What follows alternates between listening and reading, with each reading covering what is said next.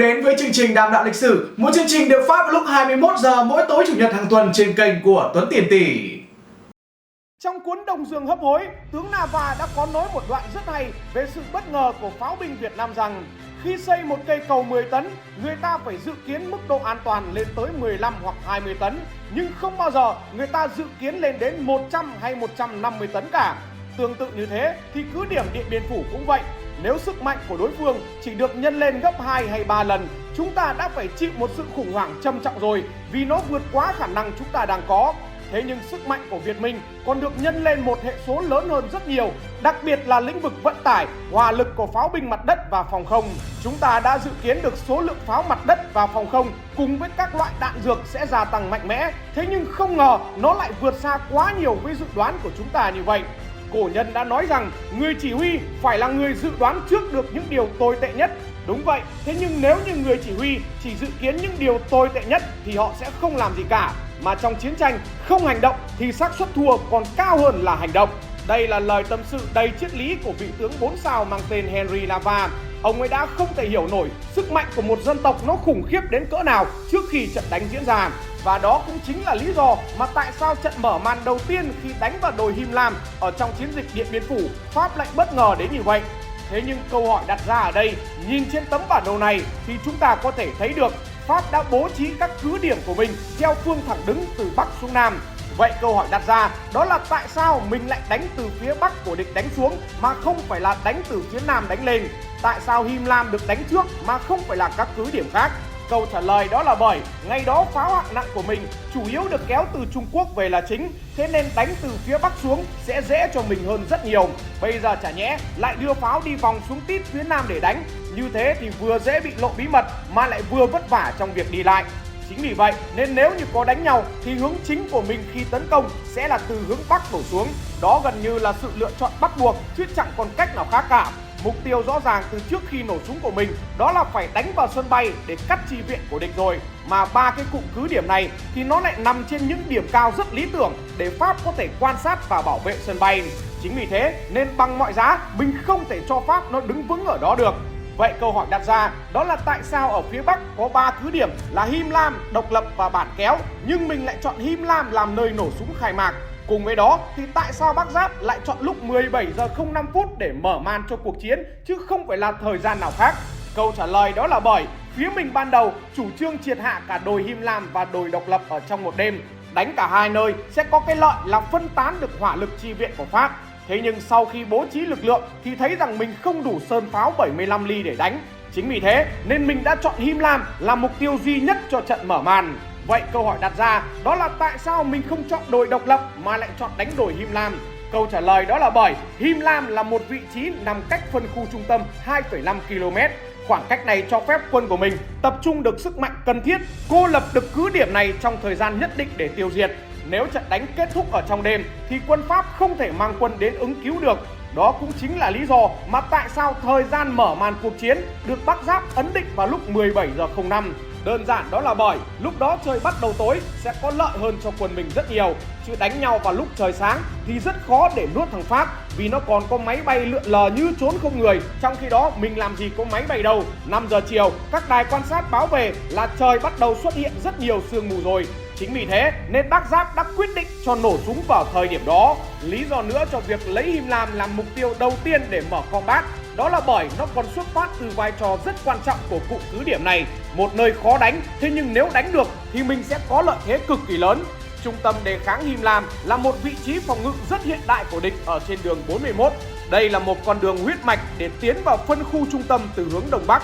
Him Lam là một địa hình rất thích hợp để địch có thể phòng thủ vì nó gồm 5 điểm cao có thể khống chế khu vực rộng lớn xung quanh. Phía Bắc lại có sông Nậm Rốm như một vật cản tự nhiên rất thuận lợi cho việc phòng ngự. Muốn đi được vào cơ quan đầu não của địch thì phải bước qua xác ở Him Lam đã. Mà muốn đánh được Him Lam thì chỉ có hai cách. Một là phải bơi qua sông Nậm Rốm và hai là đi qua đường 41, bây giờ là đường 279 để vào.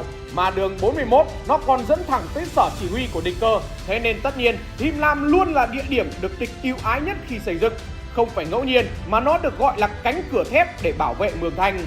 Bộ ba Him Lam, Độc Lập, Bản Kéo tạo thành một hệ thống phòng thủ ở vòng ngoài, sẵn sàng chơi pressing khi có bất cứ ai nhằm nhè tiến tới. Được biết thì đây là pháo đài do chính cố vấn của Mỹ ở chiến trường Triều Tiên thiết kế và trực tiếp đôn đốc xây dựng. Đảm nhận giữ gìn Him Lam là tiểu đoàn 3 thuộc bán lữ đoàn Lê Dương thứ 13. Đây là đơn vị có bề dày chiến tích, đã được xây dựng gần 100 năm. Lực lượng bảo vệ được trang bị súng có kính ngắm điện tử phát hiện mục tiêu vào ban đêm. Him Lam được trọng pháo ở Mường Thanh và Hồng Cúm yểm hộ theo một kế hoạch hỏa lực cực kỳ dày đặc.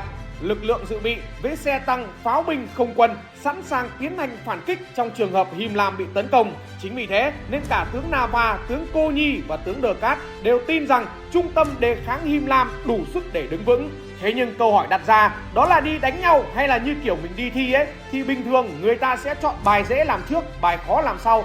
Chỗ nào địch nó yếu thì mình mới đánh mở màn vào đó chứ. Đây tự nhiên mình lại đi chọn đánh chỗ khó nhất của địch để làm cái gì? Câu trả lời đó là bởi địch nó khôn hơn danh, nó là dân nhà nghề về đánh nhau hết cả rồi. Chính vì thế nên chỉ cần mở bản đồ ra là nó biết chỗ nào mình có thể tấn công được thì nó mới bố trí đông quân ở đó. Còn những nơi mà địa hình hiểm trở, địa hình bị chia cắt thì ông nội mình sống dậy cũng không thể nào dàn quân tấn công vào đó được. Chính vì thế nên những chỗ dễ đánh, Pháp nó chỉ cho mấy thằng le ve dắt chó béc dê đi dạo ở đó mà thôi. Đấy cũng chính là lý do mà mình phải nhắm cái chỗ nó phòng ngự chắc nhất để dàn quân mà đánh. Chứ còn mấy cái chỗ nó phòng ngự vớ vẩn thì mình đánh cũng được, nhưng đánh xong sẽ giải quyết được mục tiêu gì tiếp theo hay là chỉ gãi ngứa cho địch mà thôi. Trong khi đó mình lại vừa tốn đạn vừa tốn sức mà hiệu quả thì lại bằng không. Vậy câu hỏi đặt ra đó là tình báo của Pháp nó có biết mình chuẩn bị tấn công đồi Him Lam hay không? Chả nhẽ nó khôn suốt bao nhiêu năm mà đến cái giờ chuẩn bị đắp chiếu thì nó lại ngu đến như vậy hay sao? Theo như Jinra, đại tá không quân của Pháp sau này có chia sẻ lại, đó là tình báo của Pháp nó cũng săn mình mãi rồi. Nó mang cả những chuyên gia chụp ảnh bằng máy bay trinh sát giỏi nhất ở Triều Tiên sang Điện Biên để chụp rồi.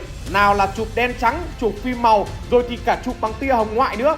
Thậm chí là nó còn liều chết để bay trên mỏm núi chụp luôn. Thế nhưng đến ngày 18 tháng 2 năm 1954, tức là cách ngày khai hỏa chưa tới 1 tháng, nó cũng không hề biết gì cả. Có thế mới thấy được cái bài kéo pháo ra của mình ở trong số trước em có nói tới nó hay như thế nào. Nếu như mình để pháo lại trên đồi mà không kéo pháo ra thì chắc chắn trận Điện Biên Phủ mình đã thua mất rồi. Ngày 13 tháng 3 năm 1954 mình bắt đầu mở combat thì phải đến trước đó 2 ngày, tức là ngày 11 tháng 3 thì tình báo của Pháp mới biết mình chuẩn bị gian trận nhắm vào Him Lam. Ngay lập tức nó cho máy bay lượn lờ như cá cảnh để thả bom vào những nơi mà nó nghi là mình đang đứng quân. Ở dưới đất thì có xe tăng, xe ủi được mang ra để san lấp các chiến hào mình vừa đào. Chính vì điều này, thế nên theo lịch thì mình sẽ mở combat vào ngày 12 tháng 3 cơ. Nhưng do hệ thống thông hào và các đường tiến quân của mình không được ổn cho lắm, không đảm bảo cho phương châm đánh chắc tiến chắc. Chính vì thế nên mình đã phải lùi ngày khai mạc xuống ngày 13. Đến sáng ngày 13 tháng 3 thì bác Giáp cảm thấy lo lắng vô cùng về các đồng chí chỉ huy pháo binh. Không hiểu mới được ăn học ở Trung Quốc về, bên đó chỉ tập bắn bóng bay thôi, thì trận đầu mở màn này mình có bắn được địch hay không? Trận đầu mở màn bằng cứ điểm được phòng thủ rất bài bản của Pháp, nhưng bắt buộc mình phải thắng để anh em còn có tinh thần mà thi đấu. Chính vì thế nên bác đã phải gọi ngay cho trung đoàn trưởng của trung đoàn pháo binh để hỏi, thì trung đoàn trưởng báo là cần phải bắn một viên để khởi động cho nóng người, xem thực tế mình bắn có khét như lý thuyết hay không. Ai ngờ ngay từ những quả khởi động thôi mà sơn pháo của mình bắn quá chuẩn. 8 giờ sáng ngày 13 tháng 3 năm 1954 thì 2 máy bay Dakota của địch vừa hạ cánh đã bị trúng đạn sơn pháo và bốc cháy. Đến 10 rưỡi sáng thì súng cối 120 ly cũng khởi động. Ôi rồi ôi, tại sao mà nó lại chuẩn thế này?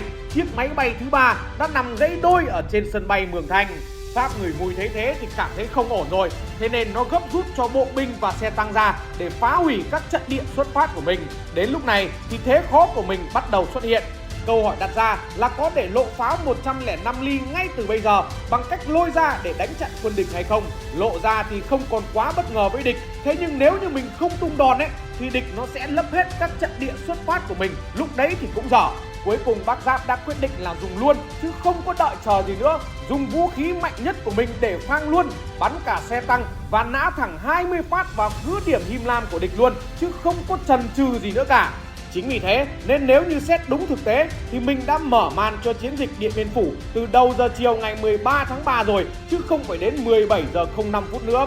Minh chứng là hạ sĩ Cuvia, người sống sót trong trận thua ở Him Lam đã kể lại rằng Vào lúc đó, dập một cái, ngày tận thế đã đến. Him Lam bay đi tan thành bụi, quanh tôi đất đá tung lên, những người lính Lê Dương gục xuống, bị thương và nằm chết la liệt. Tất cả đều kinh ngạc và tự hỏi, không biết Việt Minh lấy đâu ra nhiều pháo và có thể bắn mạnh đến thế. Đạn Đại Bác trút xuống không ngừng như một trận mưa đá bất thần vào buổi chiều thu. Lô cốt rồi đường hào nối tiếp nhau bị đè bẹp, chôn vùi cả người và vũ khí. Còn trong cuốn Điện Biên Phủ 170 ngày đêm bị vây hãm thì tác giả đã kể lại cái khoảnh khắc ăn đạn vào lúc 5 giờ chiều rằng pháo của Việt Minh bắn vào Him Lam khoảng lúc 17 giờ 15 phút và kéo dài suốt 2 tiếng đồng hồ. Lính Lê Dương lúc đó không còn gì mô tả ngoài từ hỏa ngục. Thế nhưng danh từ này vẫn chưa thể nào lột tả được hết, vì khi nói đến hỏa ngục, người ta chỉ hình dung đó là vương quốc của lửa, của sự thất vọng, chứ họ chưa tưởng tượng được về tiếng động. Thế nhưng chính tiếng động mới là lý do nảy sinh sự sợ hãi. Cái tiếng động ấy được gây ra bởi pháo nã xuống cụm cứ điểm Him Lam như thác lũ. Nó kéo dài không ngừng, mãi không thấy nó ngớt một tiếng nào cả. Âm thanh ấy nó chất đầy ở trong lỗ tai và tràn ngập tất cả mọi cảm giác. Tất cả chỉ biết ngồi im, không động đậy gì cả. Bắp thịt bắt đầu nhão ra, cặp mắt nhắm lại, ý nghĩ trống rỗng, không còn chỗ cho những suy nghĩ mông lung nữa. Chúng tôi chỉ còn nhìn thấy những gương mặt nhăn nhúm, những cặp mắt đờ đẫn kèm những cái miệng méo sạch. Còn trong cuốn Đông Dương Hấp Hối thì tướng Nava đã kể lại rằng với sự cố vấn của các chuyên gia Trung Quốc, Bộ Chỉ huy Việt Minh đã áp dụng cách sử dụng pháo binh rất khác với cách thông thường. Các khẩu pháo được phân tán mỏng, chúng được tháo rời và đưa vào trận địa bằng cách vác vai đến các vị trí mà họ có thể có được tầm quan sát trực tiếp vào mục tiêu. Chúng được đưa vào trong hầm trú ẩn, từ đó được điều chỉnh bắn thẳng vào mục tiêu qua lỗ chầu mai hoặc là từ bên ngoài hầm trú ẩn. Khi chúng ta phản pháo thì pháo của Việt Minh lại được khiêng bằng tay trở vào trong. Mỗi khẩu pháo hoặc mỗi cụm pháo đều được một cụm pháo cao xạ rất mạnh bảo vệ. Sở dĩ họ có thể áp dụng được phương pháp này là vì họ có một nguồn nhân lực đông như kiến, và chính phương pháp này đã làm phá sản mọi đánh giá của các chuyên gia pháo binh bên ta. Đây là điều bất ngờ nhất của trận đánh Điện Biên Phủ. Đến đây có thể nhiều người sẽ không hiểu hoặc thậm chí là không tin cái chuyện mình cho pháo ra bắn xong lại khiêng vào bằng tay mà Nava nói là như thế nào. Bản chất đó là việc cái hầm chứa pháo được mình thiết kế rất rộng. Khi bắn thì mình sẽ đẩy pháo thò đầu ra ngoài để nã đạn cho chuẩn xác, ngắm nghía cho cẩn thận. Còn bắn xong một phát là mình sẽ kéo luôn vào bên trong, kéo trên một mặt phẳng và kéo một đoạn rất ngắn. Chính vì thế nên nó vô cùng dễ. Mục đích kéo vào như thế là để đối phương có dùng máy bay trinh sát lượn lờ ở trên đầu cũng không thể nào phát hiện ra được đâu là trận địa pháo thật của mình. Đó chính là một trong những chiến thuật cực kỳ hay đã làm nên sự bất ngờ cho quân Pháp. Ở hầm Him Lam ngày hôm đó, lính Pháp đã bị chết và bị thương gần như toàn bộ. Đó cũng chính là lý do để tướng Lê Trọng Tấn đề xuất với đại tướng Võ Nguyên Giáp tung một đòn tâm lý rất hay. Đó là ra thỏa thuận ngừng bắn để thực hiện một cử chỉ nhân đạo, cho địch chạy xe ra đồi Him Lam mang xác đồng đội nó về. Nhìn thấy xác của đồng đội là lính Pháp nó đã phải bủn rủn hết chân tay rồi. Thế nhưng nhìn những cái thằng bị thương nó kêu cơ, cái đó mới là cái trò tra tấn dã man. Lúc đó ông nào cũng chỉ nghĩ đến gia đình, nghĩ đến mẹ già, nghĩ đến con nhỏ ở nhà thôi. Không một lính Pháp nào còn động lực để chiến đấu nữa cả, mất hoàn toàn nhuệ khí. Và khi đánh nhau mà bị mất nhuệ khí như thế thì chưa cần đánh, tỷ số đã là 1-0 cho mình rồi. Sau trận đánh đồi Him Lam thì địch đã có ý định đưa quân ra để phản công chiếm lại. Thế nhưng De Cateri đã không dám làm. Vị tướng này đã tính toán rằng một lượng quân nhỏ không thể nào cứu nổi, thà để đó mà giữ các chỗ còn lại còn hơn.